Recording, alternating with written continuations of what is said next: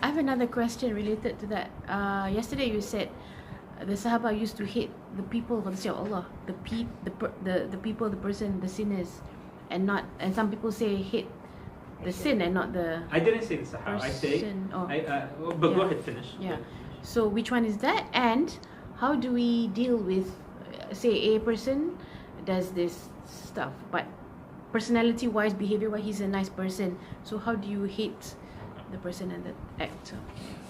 You know, for me, I'm against this thing, hate the sin but not the person. Why? Because it doesn't make sense to me. I'm not going to talk to you from an Islamic perspective. Okay? I'm going to talk to you from a human perspective, from a psychological perspective, from a common sense perspective. Right now, I've given you guys several examples. Right? Like, for example, if there's a person who prays Salah 5 times, but he hits his mom. Would you love this person? Okay, you guys are already answering the question you're asking me.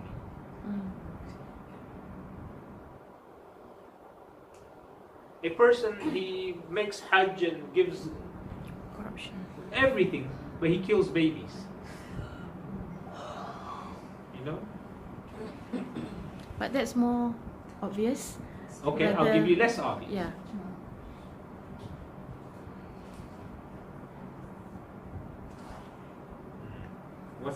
What's less obvious to you? Okay, let's say you have. Like, give me an example. I can. Yeah. Okay, like riba is huge, right? You are mingling with a lot of, people. And killing is not huge. Yeah, exactly. So that's.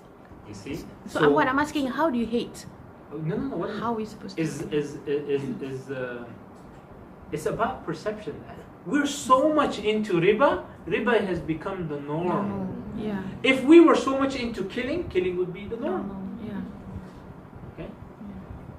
Yeah. If zina was the norm, then the same thing. Imagine. Okay, how is this? Oh, the riba. I'll give you a nice example. Nice example. There's one ustaz. I forgot his name, but he's one of the best ustaz out there. Your heart will just melt in his lecture. And very, fluent talks and everything, huh? But he commits zina with his mom 70 times a day. Riba. Is it a real story? Riba. Yeah. It's not a real story, right? That's riba. Yeah. Oh, okay. Would you go and sit in his dars? No. Why not? Yeah. The best tafsir you want. What's your favorite subject? Tafsir. Tafsir? Yeah. Oh, sister. His tafsir will make you live in the time of the Prophet ﷺ. Yeah? But he is Doing zina with his mom. Yeah. Not just regular zina. His mom. Yeah. And you know that. Would you go sit in his tafsir? Why not, sister? This is the Quran. Or he molests kids. Would you go and sit? I'm not telling you to send your kids. I'm saying sit in his tafsir. You will benefit. Your life will change. Will you go? It's about perception. Yeah.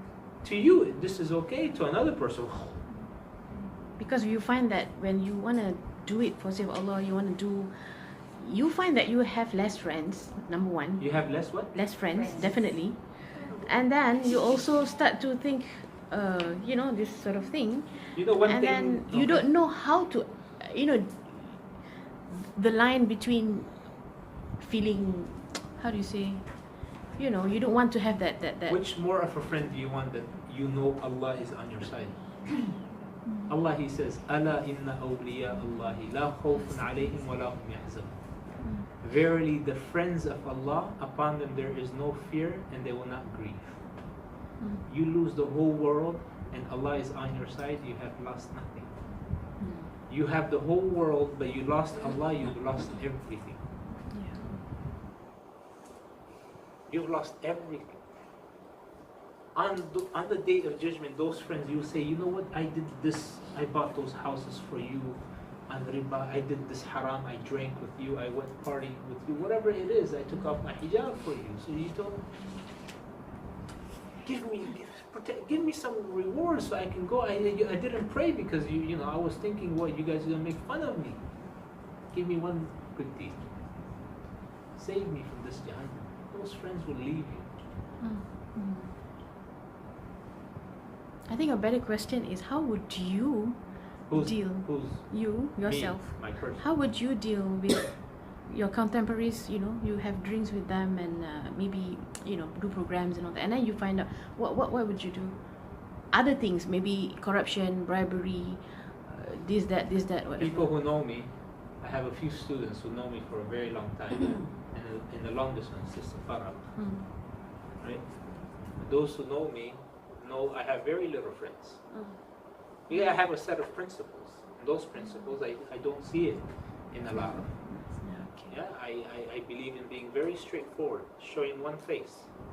And a lot of people, they say you have to be diplomat, which means you have to be a two-face. Yes. Right?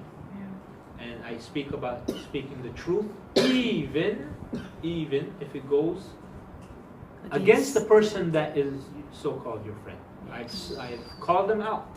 In some of these conferences I had Mufti Mink, I had a few other, I called them out in front of the rest, but not of course the public, just amongst them. Are they my friend? No, they're not. Yeah, but do you think I care? If my goal was to go ahead and have friends, I would have a lot of friends, but my goal is not that. Yes. So I have very little friends in life. And I don't care. Alhamdulillah. I sleep very comfortable at night, knowing I have very little friends. Yeah, sometimes I think about it. I'm like, okay, I wish I can. As Sister Farah, she will fill you in many stories. I wish I can, I can't. It just goes against everything. Yes. It goes against it. So there's principles you have to live by, and those principles are going to be so strong, no one can change them. No one. When I first got married to my wife, I was 21, she was 16. Right? Well, you were also young when you got married? Not that young. I told her, I said, listen, you see that mountain over there? I said, that mountain, I still remember, she remembers. I said, that mountain can move from its place, but our position in Islam is we're not going to move. It's easier for that mountain. You can take it and you can change it from one place to another. But our position, our practice of Islam, we're not going to change it. That's how solid we need to be in your principles. True. You know why? Because I have trained myself, right? These people are not going to matter to me on a day of judgment. They're not. That's how I think about it. Who's going to matter? Who am I going to run to? Allah is Messenger. Allah and His Prophet, right? The Prophet is going to make shafa'ah. Khalas, go. You live by that principle, Allah, you don't care what people say. I don't care. That's just how I am.